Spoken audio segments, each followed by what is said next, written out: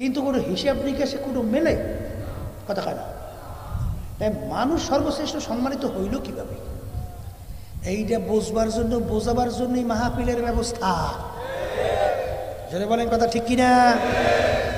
শুধু খাইতে পারার নাম মানুষ না, অন্য অন্য আদার্স যে গুণগুলো আছে এর নাম মানুষ না, যেগুলো পশুর এর চেয়েও সম, ঠিক কিনা? মানুষ কাকে বলে? আল্লাহ রাসূল সাল্লাল্লাহু আলাইহি ওয়াসাল্লাম বলেন, আলা ওয়া ইন্না ফিল জাসাদি মুদগা ইযা সলুহা সলুহাল জাসাদু কুল্লুহু ওয়া ইযা ফাসাদাত ফাসাদাল জাসাদু কুল্লুহু আলা ওয়া হিয়াল কলব। আল্লাহ রাসূল সাল্লাল্লাহু আলাইহি ওয়াসাল্লাম বলেন, প্রত্যেকটা মানুষের ভিতরে আল্লাহ রাব্বুল আলামিন স্পেশাল একটা গোশতের টুকরা দান করছে। সবাই বলেন সুবহানাল্লাহ। কি দান করছে? হ্যাঁ, আল্লাহ রাসূল সাল্লাল্লাহু আলাইহি ওয়াসাল্লাম বলেন, ওই গোশতের টুকরা যার ভালো হয়ে যায়, এক পর্যায়ে ওই মানুষটা ফেরেশতার চেয়েও সম্মানিত হয়ে যায়। আর ওই গোশতের টুকরা খারাপ হইতে হইতে এক পর্যায়ে ওই মানুষটা আল্লাহর যে সৃষ্টি 18,000 কামবাসী মাখলুকাত, এর ভিতরে সবচেয়ে নিকৃষ্ট জানোয়ারের নাম হলো শূকর। এক শ্রেণীর মানুষ শূকরের চেয়েও খারাপ হয়ে যায়। ওই গোশতের টুকরার নাম হলো কলব। বলেন গোশতের টুকরার নাম কি? এক কথায় মুখস্থ করে ঘরে বাইরে যাওয়া লাগবে। বলেন যে ওই গোশতের টুকরা কলব যার ভালো, বলেন যার কলব ভালো সে ভালো মানুষ, আর যার কলব খারাপ সে খারাপ মানুষ। আচ্ছা বাজান, আপনাদের এলাকার ভিতরে এক শ্রেণীর মানুষ, তার আচার আচরণ ব্যবহার এত ভালো, মানুষ খুশি হইয়া তার ব্যাপারে মন্তব্য করে লোকটার চরিত্র ফেরেশতার মতো। কি আছে না নাই? আছে না নাই? আবার এক শ্রেণীর মানুষ, তার আচার আচরণ ব্যবহার এত খারাপ, মানুষ অতিষ্ঠ হইয়া মন্তব্য করে লোকটার চরিত্র কুত্তার চেয়েও খারাপ। কি নাই? এক শ্রেণীর মানুষ দুনিয়া থেকে বিদায় হওয়ার পরে আসমান পর্যন্ত তার বিরহে বেদনায় কাঁদে, আসতে পারে। আর এক শ্রেণীর মানুষ দুনিয়া থেকে বিদায় হওয়ার পরে মানুষ মন্তব্য করে শয়তানটা মরছে ভালো হইছে। কি?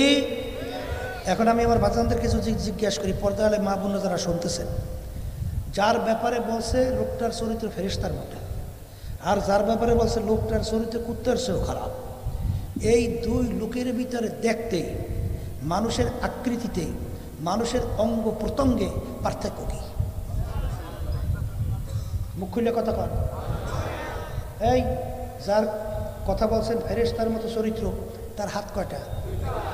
আর যার বলছে কুত্তার চেয়ে খারাপ, ওর হাত কয়টা? যার বলছেন ফেরেশতার মতো চরিত্র, পাও, আর যেটা খারাপ কান, অন্য অন্য অঙ্গ প্রত্যঙ্গ। তাইলে বোঝা গেল মানুষের আকৃতি, সুরাত, অঙ্গ প্রত্যঙ্গের মাধ্যমে মানুষ ভালো মন্দ বিবেচনা হয় না। আর একটা কি জানি ব্যাপার আছে, যেই বস্তুর উপরে ভিত্তি করিয়া মানুষ ভালো মন্দ বিবেচনা হয়, সেই গোশতের টুকরার সেই বস্তুর নাম হইল কলব। যেটা বলেন সেই স্পেশাল সেই গোশতের নাম কি? তাহলে এক কথা, যার কলব ভালো আর যার কলব খারাপ, কথা ঠিক কিনা? এখন আমার ভাইদেরকে বলবো, পর্দালে মা বোনরা যারা শুনতেছেন শোনেন, যারা মুসলমান ইমানদার, আল্লাহকে বিশ্বাস করেন, পরকালকে বিশ্বাস করেন, যারা বেহেশতে যাইতে চান, জাহান্নাম থেকে বাঁচতে চান, আল্লাহ রাব্বুল আলামিন বেহেশতে যাওয়ার ব্যাপারে শর্ত লাগাইছেন যে বেহেশতে যাইতে হইলে কি করা লাগবে।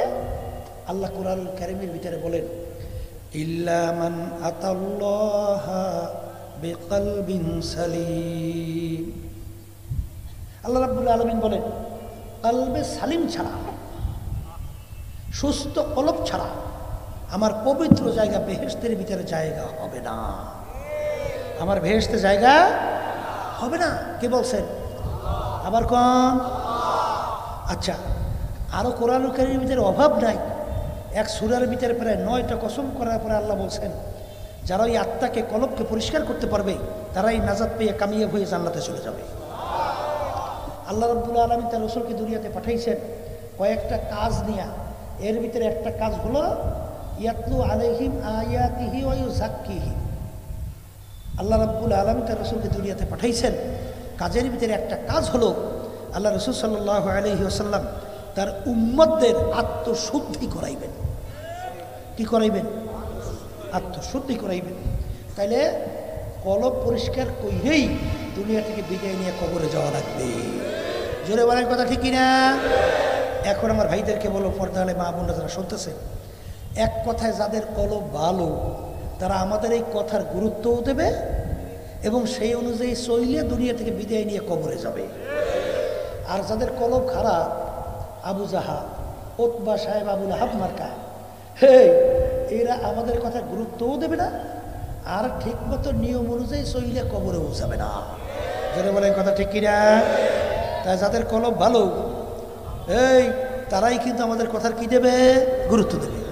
আমি আমার বাচ্চাদেরকে বলবো, যারা একটু ইংরেজি বাংলায় পড়িয়া বিভিন্ন ডিগ্রি অর্জন করিয়া যারা কে ধরাকে সরাগান মনে করেন না, ওলামাই কেরামদেরকে সমাজের ফেজা মনে করেন, সমাজের বোঝা মনে করেন, অনেক সময় ওলামাই কেরামদেরকে দেখলে এক শ্রেণীর মানুষ কিন্তু মুসলমান সন্তান দাবি করে কিন্তু টিটকেরি মারে, আবার অনেক সময় আগ বাইরে আবার বলে হুজুররা এই দেশটারে খাইল। বলে কথা ঠিক কিনা? এই আল্লাহর বান্দারা হুজুরের দেশ খাইল কেমনি? প্রেসিডেন্ট থেকে শুরু করে এলাকার চৌকিদারি পর্যন্ত দায়িত্ব পালন করলো সব খাজুরেরা। কারা? দেশ হুজুররা খাইল কেমনি? দেশ চালাইলে তোমরা, আর দেশ খাইল হুজুরেরা। দেশ যে কারা খাইছে এত পেপার পত্রিকা খুললেই আমরা দেখি। শুধু খায় নাই, ওই গেরাই মামাদের একটা কথা আছে, খাইয়া যোগাযোগ ঘুরিয়ে ফেলছে। কথা বোঝেন নাই? মানে বাংলাদেশের টাকা ক্ষমতা পাইয়া, ক্ষমতার চেয়ারে বইয়া লুটপাট কইরা কানাডা বিভিন্ন জায়গায় বেগম পাড়া তৈরি করে, সুইস ব্যাংক, তাম বিশ্বের ভিতরে বাংলাদেশ সবচেয়ে বেশি টাকা জমা হয়। কথা কয় না? এই আল্লাহর বান্দারা যারা এই জনগণের সম্পদ, সরকারি সম্পদ মানে জনগণের সম্পদ, ঠিক না?